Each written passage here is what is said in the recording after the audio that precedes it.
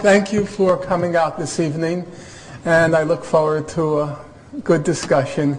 The topic I want to talk about this evening is one which, the more I read on the topic, the more it becomes compelling to me, at any rate, that the Israel-Palestine conflict is probably among the least complicated, least controversial in the world today. The consensus on the historical record, the consensus on the human rights record, the consensus on the legal diplomatic record, basically the past, the present, and the future, is quite broad, and one can almost say it's remarkable. And now, when I made that initial statement, some people laughed, because obviously it's quite at odds with the perception of the conflict when we enter into the public arena, where we're told how complex, how controversial, how intricate this Israel-Palestine conflict is, and what a tough nut it is to crack. I was on the way here reading a new book by one of the negotiators at Camp David, a fellow named Aaron David Miller, and he writes his account on the Camp David negotiations in 2000 and basically the whole period of the 1990s up to the present. And he goes on at some great length about how complicated this question is and how nobody would want to tackle it. But I don't think that's what the record shows.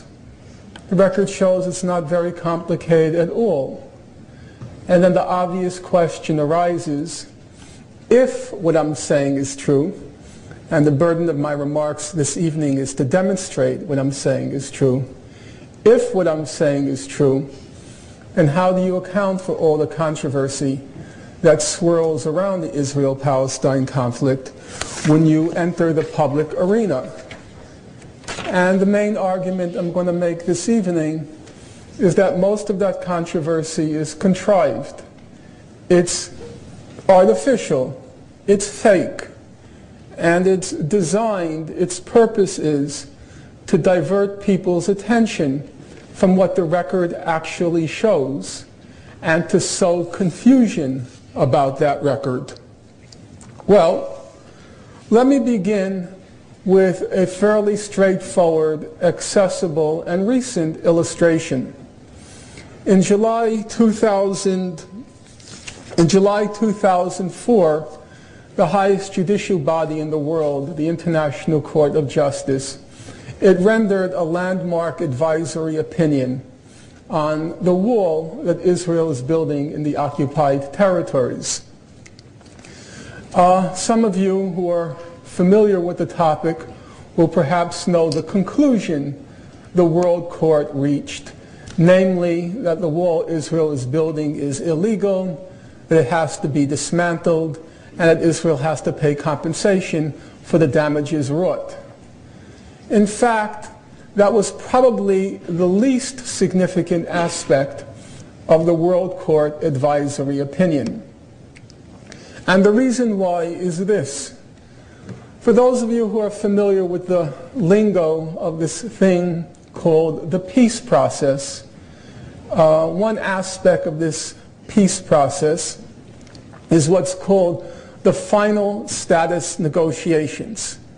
And that basically means those aspects of the Israel-Palestine conflict which are said to be so controversial, complex, and intricate that they have to be deferred, put off until the last stage of negotiations, because if you start with these issues, the whole process will break down.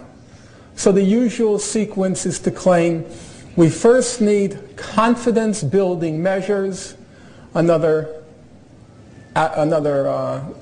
catchphrase of this thing called the peace process. First we need confidence-building measures, and then we can proceed to those tough final status negotiations. Well, it so happens that before the World Court, the International Court of Justice, could rule on the legality of the wall that Israel has been building, they first had to rule on nearly all the final status questions. The final status questions are usually said to consist of four. Number one, borders. What are the legitimate borders of the state of Israel? What would be the legitimate borders of a Palestinian state? Number two, settlements. The status of the settlements that Israel is building in the occupied Palestinian territories. Number three, Jerusalem, the status of East Jerusalem. And number four, the question of the refugees. Well, it so happens that the World Court had to rule on the first three questions, borders, settlements, and Jerusalem, before it could rule on the legality of the wall that Israel is building, for reasons which will be obvious to everybody in the audience. If the borders of Israel extended all the way into the West Bank, tentatively or factually, then obviously the wall would be legal or tentatively legal. For reasons that every property owner in this room knows, if you have a quarrel with your neighbor, you're allowed to build a fence or construct a fence along the border with your neighbor, but you're obviously not allowed to build a fence around your neighbor's swimming pool or garage. These aren't particularly complicated questions of law, and the same principle applies here. So we have to first know where the border is before we can determine the legality of the wall that's being built. And the same principle applies to the settlements, because as it happens, the wall that's being built takes what the court calls a sinuous route that goes around the settlements. Well, the settlements are legal, that's fine. But if the settlements are the equivalent of your neighbor's swimming pool, well, obviously questions arise. And so the World Court had to proceed to answer these questions.